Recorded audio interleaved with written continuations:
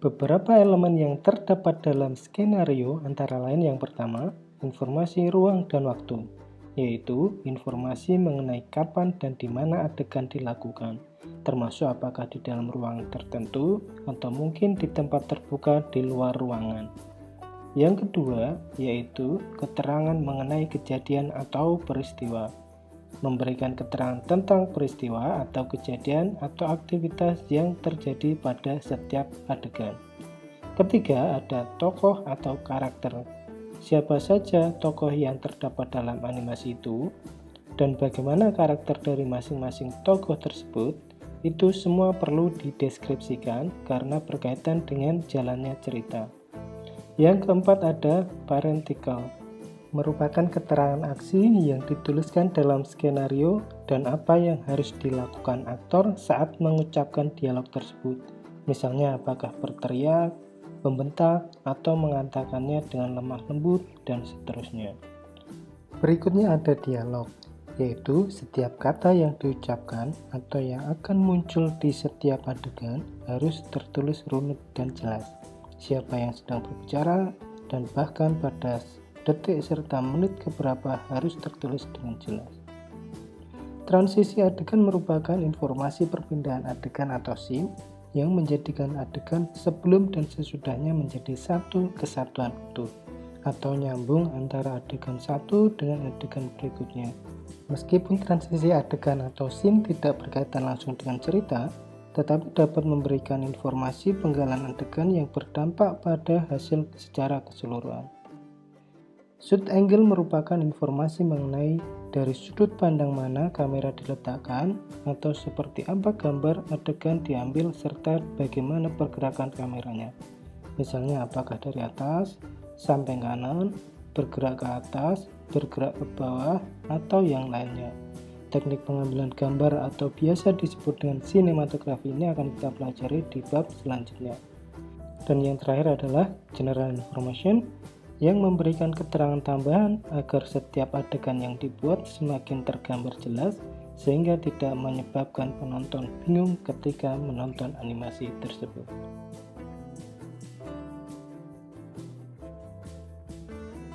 Setelah elemen-elemen skenario selesai dibuat yang dilengkapi dengan skrip dialog, tahap selanjutnya yaitu dialog recording atau perekaman suara dialog atau percakapan.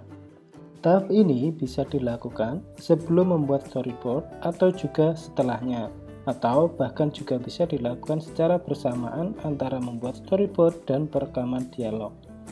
Tidak ada ketentuan pasti mana yang harus didahulukan, membuat storyboard atau perekaman dialog terlebih dahulu. Itu tergantung passion masing-masing sebagai seorang pengembang animasi.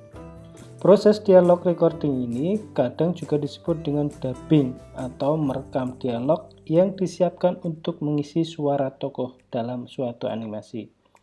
Konten dialog didasarkan pada skrip dialog dan skenario cerita yang telah dibuat. Proses dubbing tidak selalu di bagian pre-production, kadang juga dilakukan di tahap production, terutama apabila animasinya sudah selesai dan tinggal mengisi suaranya.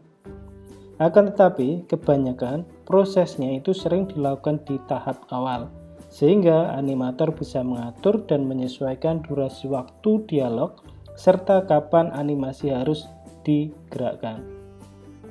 Biasanya, aktor yang memerankan tokoh itu membaca secara langsung skrip dialog yang sudah ditulis, disertai dengan ekspresi dan intonasi ucapan yang mewakili suatu tokoh atau karakter setiap adegan, sehingga menimbulkan kesan bagi yang mendengarnya seolah-olah tokoh animasi itu sedang berbicara.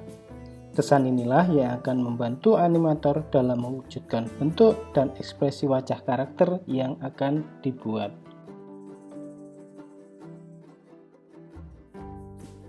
Berikutnya, karakter designing merupakan tahap pembuatan sketsa dasar yang juga akan menjadi acuan untuk pemodelan. Desain sketsa yang baik mengandung komponen gambar yang lengkap, termasuk objek tampak depan, samping, baik samping kanan maupun samping kiri, belakang, dan perspektifnya sehingga mempermudah dalam pembuatan animasi 3D-nya, itu kalau 3D. Hal yang tidak kalah penting saat karakter designing atau mendesain karakter itu, perlu juga mendesain ekspresi raut muka, apakah sedih, bahagia, terkejut, murung, bingung, dan lain-lain. Tetapi itu bisa juga dilakukan nanti setelah karakter terbentuk. Gambar berikut merupakan salah satu contoh perancangan karakter atau tokoh yang terinspirasi dari suku asli pedalaman di Kalimantan, yaitu suku Dayak, yang terdapat di animasi Loh Jinawi. Ada dua karakter di situ, yaitu anak laki-laki dan perempuan. Pakaian tokoh anak laki-laki dikembangkan berdasarkan pakaian adat yang dikenakan oleh si laki-laki. Sedangkan pakaian tokoh perempuan dikembangkan dari pakaian adat yang dikenakan oleh si perempuan. Nah, mungkin nanti Anda bisa mengembangkan suatu tokoh atau karakter lain berdasarkan salah satu budaya lokal yang terdapat di daerah Anda, sehingga bisa mengangkat potensi daerah yang terdapat di sekitar Anda. Perhatikan dalam gambar tersebut, terdapat beberapa atribut khas yang mungkin berbeda dengan daerah lain. Nah, perbedaan inilah yang dapat menjadikan keunikan tersendiri bagi karya yang dikembangkan, sehingga menarik bagi para penontonnya. Tinggal selanjutnya mengembangkan ide cerita berdasarkan budaya lokal setempat atau mengkombinasi dengan budaya modern yang ada saat ini. Tinggal pengembangan saja yang lebih lanjut. Berikutnya kita lanjutkan dengan pembuatan storyboard. Fungsi storyboard ini digunakan sebagai panduan utama saat proses produksi berlangsung. Dengan kata lain, storyboard merupakan cetak biru atau blueprint suatu film animasi. Maka, storyboard sebaiknya mengandung informasi mengenai cerita itu sendiri, mencakup angle kamera, tata letak atau layout, staging, durasi, timing, dialog, ekspresi, serta informasi-informasi penting lainnya yang dapat membantu proses produksi animasi. Storyboard bisa mewakili setiap scene atau adegan dalam animasi yang akan dibuat.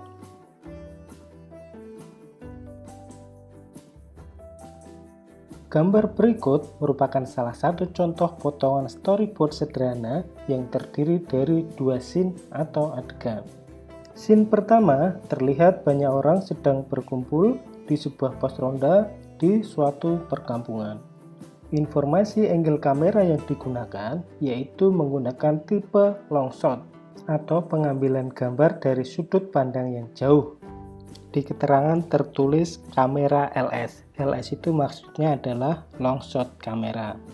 Di keterangannya juga tertulis SFX suara jangkrik. Artinya adalah sound effect suara jangkrik, yang menandakan bahwa suasana lingkungannya itu terdapat suara-suara jangkrik. Sementara scene 2 menunjukkan salah satu karakter yang dilihat secara close up, sehingga ekspresi dan emosinya itu dapat ditunjukkan kepada penonton. Kalau di gambar ini tertulis CU. CU itu artinya adalah close up. Close up ke siapa? Close up mengarah ke tokoh utama. Dalam hal ini dia namanya adalah Pak Edi. Selain itu juga ada tambahan sound effect-nya berupa suara jangkrik. Dalam gambar itu terdapat juga informasi mengenai dialog yang diucapkan oleh Pak Edi nanti. Dalam keterangannya tertulis, saya harus memenangkan permainan kartu malam ini. Nah, dialog itulah yang nanti akan direkam atau didubbing.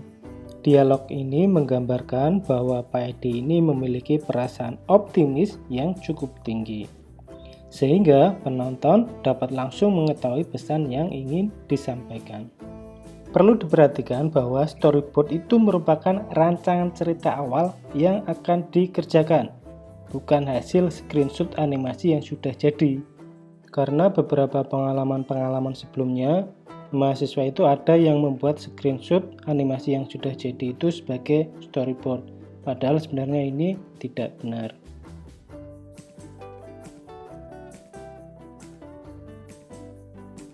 Itulah tadi beberapa tahapan penting yang terdapat di fase pre-production.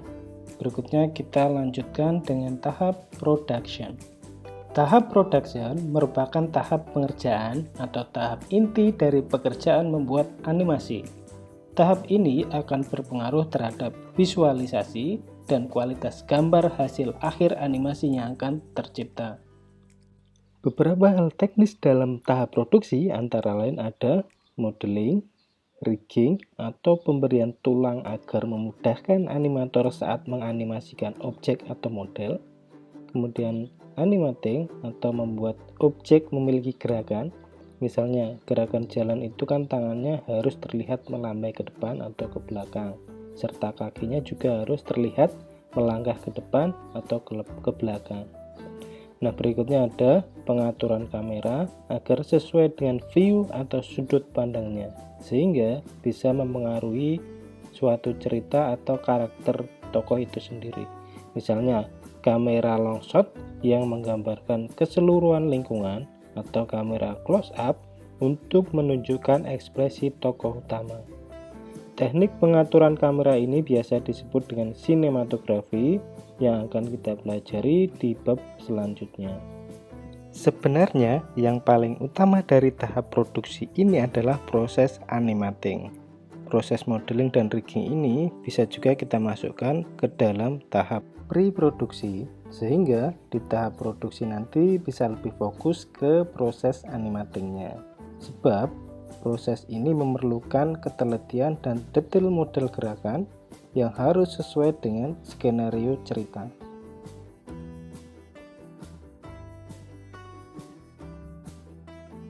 Teknik animasi merupakan teknik membuat objek, karakter, atau model lainnya memiliki gerakan sehingga seolah-olah terlihat bergerak. Seperti sebelumnya, misalnya ada contoh gerakan orang berjalan yang mengharuskan ada bentuk gerakan lambaian tangan dan langkah kaki. Gerakan yang terdapat dalam animasi itu tergantung jenis objek atau model yang akan digerakkan. Misalnya, gerakan kucing berjalan tentu saja tidak sama dengan gerakan burung yang sedang terbang, atau tidak sama juga dengan gerakan manusia, meskipun sama-sama berjalan. Untuk itu, agar memperoleh hasil gerakan animasi yang maksimal, seorang animator itu perlu mempelajari anatomi suatu model yang akan dianimasikan. Misalnya, kucing itu kan memiliki 4 kaki. Cara berjalannya dengan cara diangkat satu, kemudian ditekuk, kemudian melangkah, dan seterusnya. Cara mempelajari suatu anatomi model itu bisa dilihat dari objek secara langsung atau melalui video agar bisa dilihat secara berulang-ulang, kemudian gerakan tersebut bisa ditiru. Tujuan dari mempelajari anatomi ini adalah agar animator itu bisa menciptakan gerakan yang bermacam-macam, tetapi tetap masuk akal dan sesuai nalar, sehingga bisa membuat cerita animasi yang lebih dramatis melalui gerakan yang diciptakan. Dengan demikian, penonton akan terkesan dengan animasi yang kita kembangkan.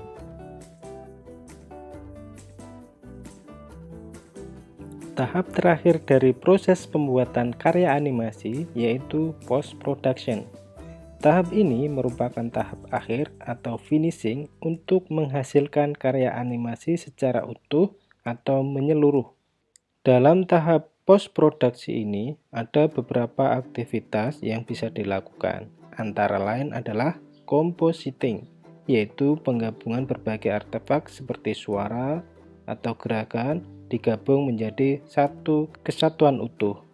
Akan tetapi, compositing ini dapat juga dimasukkan ke dalam tahap production saat proses pembuatan animasi agar sinkron atau match antara suara dengan gerakan yang dibuat. Selanjutnya ada visual effect, yaitu memberikan efek visual pada objek animasi yang dibuat. Misalnya ada efek kilatan cahaya, efek rambut mengkilap, efek hujan, efek ledakan, dan efek-efek lain yang mungkin bisa menambah kesan lebih terhadap cerita animasi yang dikembangkan.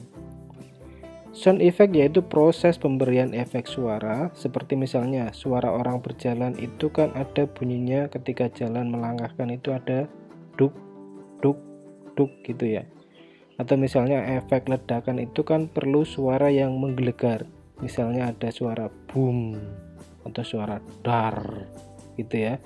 Tergantung jenis ledakannya seperti apa.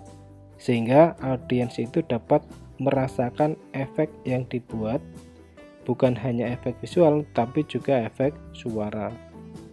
Berikutnya ada final editing, yaitu editing akhir secara keseluruhan sebelum video itu diekspor atau dirender menjadi satu kesatuan utuh.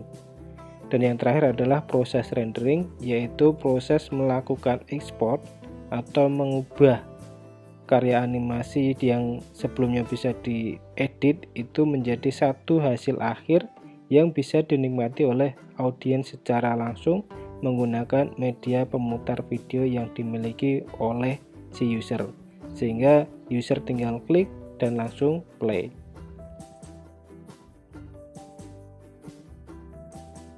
Jadi kalau dibuat diagram, keseluruhan proses pengembangan animasi itu dapat digambarkan seperti berikut. Pertama ada screenplay atau skenario di bagian awal. Kemudian dilanjutkan dengan pembuatan storyboard atau storyboarding dan dubbing atau dialog recording, di mana storyboard maupun dubbing ini dapat dilakukan secara bersamaan atau bergantian antara storyboard terlebih dahulu baru dubbing atau dubbing dulu baru storyboard. Yang paling penting adalah di skenario-nya itu sudah lengkap dengan elemen-elemen yang diperlukan. Misalnya script dialog bisa dimasukkan ke dalam dubbing atau bisa dituliskan dalam kelengkapan storyboard. Berikutnya dilanjutkan dengan proses animating dan compositing. Keduanya bisa dilakukan secara bersamaan, tetapi biasanya proses animating ini akan dilakukan terlebih dahulu sebelum melakukan compositing. Sebab untuk melakukan compositing itu kan diperlukan bahan utama, yaitu berupa objek yang dianimasikan itu. Jadi harus dianimasikan dulu baru kemudian dilakukan compositing. Selanjutnya sebelum proses rendering, editing atau finishing itu perlu dilakukan untuk memastikan bahwa semuanya itu sudah sesuai dengan yang diharapkan. Dan yang terakhir adalah proses rendering yang dilakukan untuk menghasilkan produk akhir. Kalau dikelompokkan secara sederhana itu kira-kira demikian. Tahap pertama adalah pre-production, kemudian production, dan yang terakhir adalah post-production. Tetapi perlu diingat bahwa proses ini tidak harus saklek seperti ini, sebab ini hanya salah satu contoh modal pengembangan animasi yang umum digunakan. Selanjutnya itu tergantung kemampuan masing-masing animator untuk mengembangkan karya yang sudah direncanakan.